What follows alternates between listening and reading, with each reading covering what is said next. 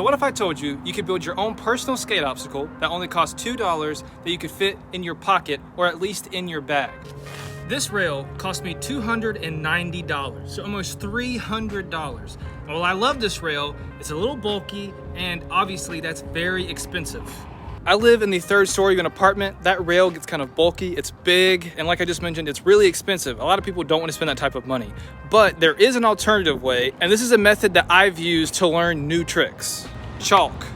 That's it. Just standard sidewalk chalk. I went into my local Hobby Lobby. This is $1.60, not even a full $2, and you can make a lot of things with chalk. The first one I can think of is just drawing a line on the ground. If you're a beginning skater and you're learning how to ollie, this is a must. Learning how to ollie over a crack is like super important. Once you can do that, you can start ollieing onto curbs, ollieing off of small curbs, ollieing over small items, but a crack or a line, which you could use your chalk for, is a great way to start, because that way there's no way you're gonna get caught in the crack or you're gonna clip your wheels and eat it. A flat line on the ground is a great place to start with your ollies. Another way to use this is to create a flat manual pad. So draw a square or a rectangle on the ground and just use it as a manual pad. I used to practice my tricks like this in my driveway back at my parents' house, but instead of using chalk, I just had cracks on the ground. But if you don't have any cracks, you can just start using chalk. Make like a 6-foot rectangle and use it as your box. In a recent John Hill video, he does this. He's on a tennis court somewhere and there's like lines already pre-drawn for him, and he didn't have a manual pad, so he just used that. He just used the flat ground with the lines as a manual pad. Parking spots are also a great way to do this as well. But if you don't have any of those things, chalk. It's super cheap, it's super simple. Draw you a box and use it as a manual pad. And the last way that I can really think of is using it to gap. You can draw 2 lines and practice gapping, seeing how far you can get. You can either use it to mark how far you get or set a certain distance and practice doing tricks over the gap. This really helps with learning, obviously, how to gap over things and actually skate big gaps. This also helps with learning how to skate stairs. I right now am in the process of learning how to skate stairs. A couple videos ago, I kickflipped for the first time down that set of stairs at the Lexington skate park. So today, we're gonna give it a shot. We're gonna try all 3 of these strategies, see what we can do with this chalk and make ourselves a little skate park with chalk. So let's give it a shot.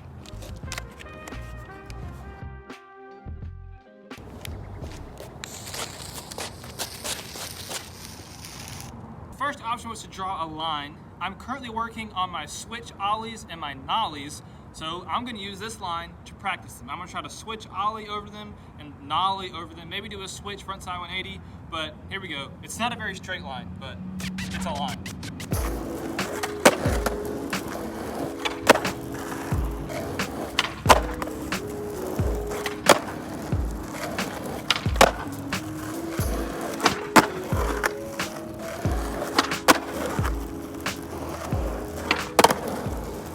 All right, so there we go. A couple switch tricks, a couple nollie tricks over the line.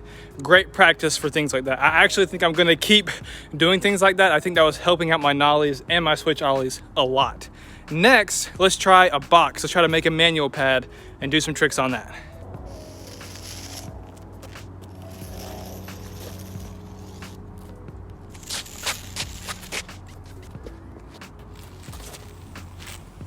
So kind of screwed up this last line right here, not very straight at all, but there's our manual pad. Let's try to get some tricks into it. And I'm practicing my nose manuals right now, so I can also try some nose manuals, see what we can get onto the chalk box.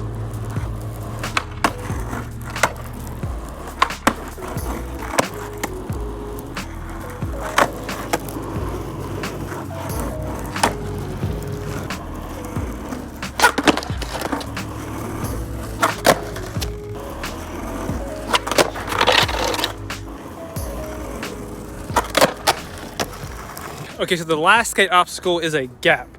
So I'm gonna make 2 separate lines. I'm gonna try to do as many tricks as I can over the gap, and hopefully this helps me improve jumping down stair sets and jumping big gaps. So let's get the chalk, last skate obstacle, let's get to it.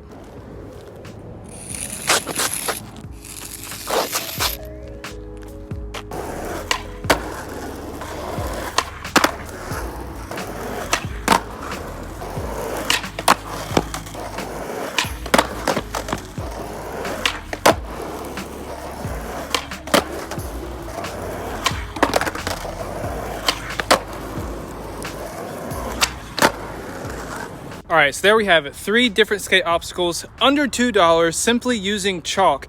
I just had like a full-on hour skate session with all 3 of them. So you can definitely get in a good skate sesh with just a piece of chalk. I've got the line, I've got the box, and then over there is the gap.